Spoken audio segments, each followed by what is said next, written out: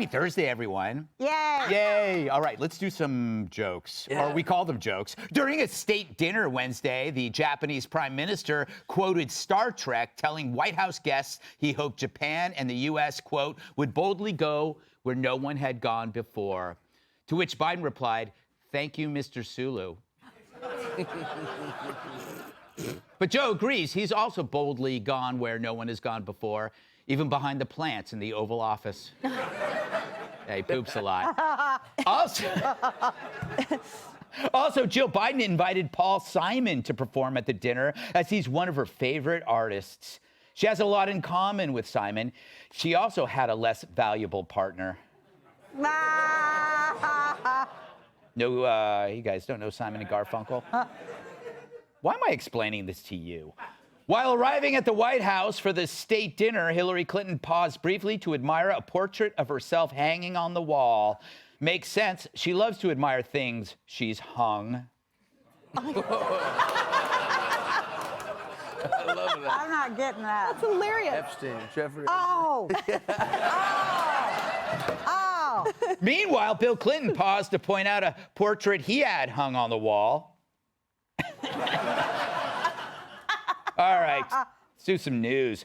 OJ Simpson died today. Yay! Oh! I couldn't do that. Losing his fight to prostate cancer. If only he had a knife. Thank you. Fans who wish to join the funeral procession are advised to follow a slow-moving white Bronco. In lieu of flowers, the family asked that no one mention he murdered 2 people. A North Carolina man was arrested after he stripped naked in the women's locker room of a Planet Fitness. The other women in the locker room were so shocked they immediately lost their erections. Yeah. Thank you. Back in the groove with penis jokes.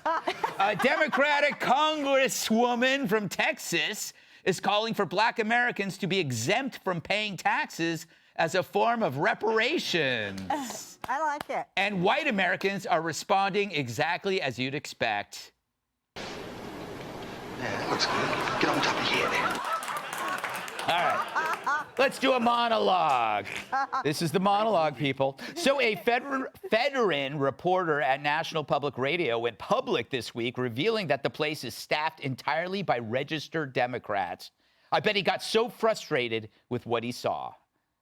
I got so frustrated with what I saw was the sort of the lack of different perspectives in our coverage. What I found was 87 registered Democrats on our editorial staff, 0 Republicans. Something's gone wrong here. Where, you know, if we're really thinking about diversity and our coverage, the response was it wasn't like wow.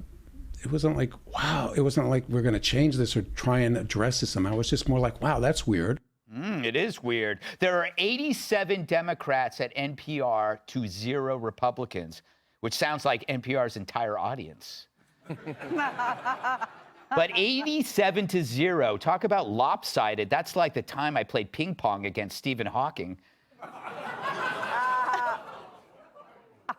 You should have won. Yeah, I should have won.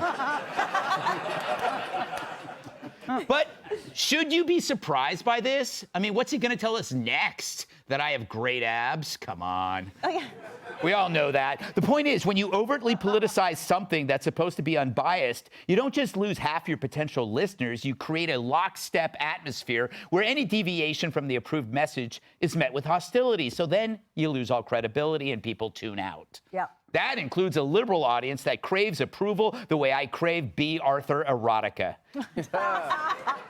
Now, NPR is publicly funded, meaning we help pay for this crap. Yeah. It's got to be the biggest waste of public funds since Kamala's salary, and that's a woman who struggles to spell NPR. But it epitomizes the broken trust between us and our government. The deranged effort to stop Trump has so deformed and weaponized our institutions, it's like a hunchback with nunchucks. That's all right. And why is it everything with 3 letters can't be trusted? The FBI, the CIA, CNN, ABC, CBS, NBC, NPR, CAT. Because even if you hate Orange Godzilla, after Russian collusion, the Hunter cover-up, the laptop letter, all the media-approved lawfare, the average person has more faith in Trump because he says the quiet part out loud, unlike NPR, whose hosts whisper lies like the gasping goblin himself. Speaking of, a new poll states that only 39% of Americans trust that Biden is competent, much less continent. And that poll was taken before Biden was spoon-fed by Univision. What, in your view, constitutes the primary threat to freedom and democracy at home? Donald Trump. Seriously. What is the Spanish word for mummy? I keep waiting for him to tip over mid-interview like a fainting goat.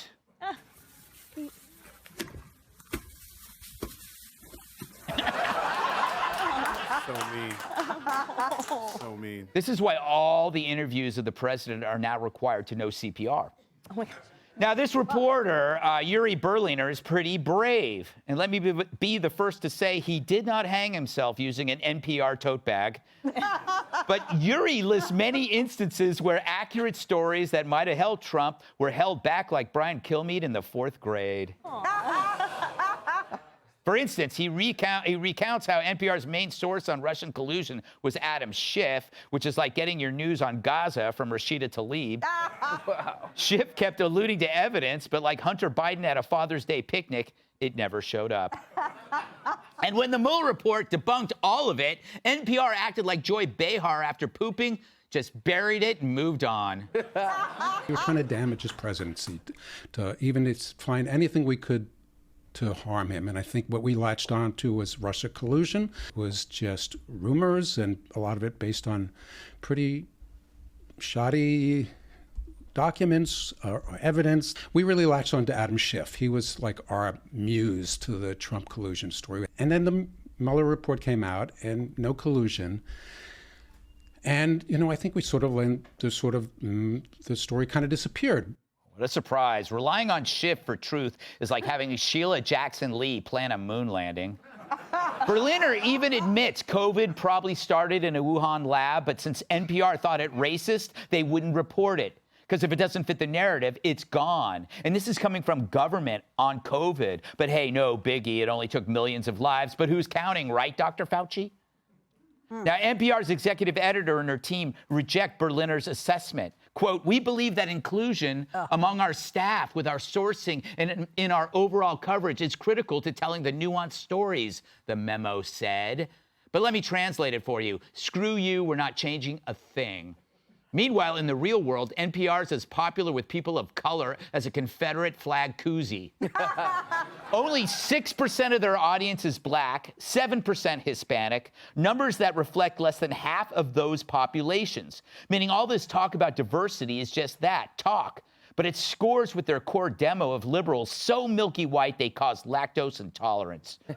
Apparently, their definition of inclusion doesn't include reality. Yeah. And so as NPR became the DNC's own propaganda arm, it lost its audience. Staff were laid off. Listeners who used their programs to treat insomnia switched to Relaxium. But of course, what flourished? DEI. It flooded the staff, a true staff infection. And with that, wokeism sprouted like Jerry Nadler does chins. Still, no Republicans, but we got the MGIPOC, the Marginalized Genders and Intersex People of Color Mentorship Program. Whatever that is, I'm not letting it near my anus. But eventually, unfettered bias led to broken trust. Hell, you'd get better reporting from a crazy guy yelling on the street corner. And unlike NPR, he only asks for money once. Hey, Sean Hannity here. Hey, click here to subscribe to Fox News YouTube page and catch our hottest interviews and most compelling analysis. You will not get it anywhere else.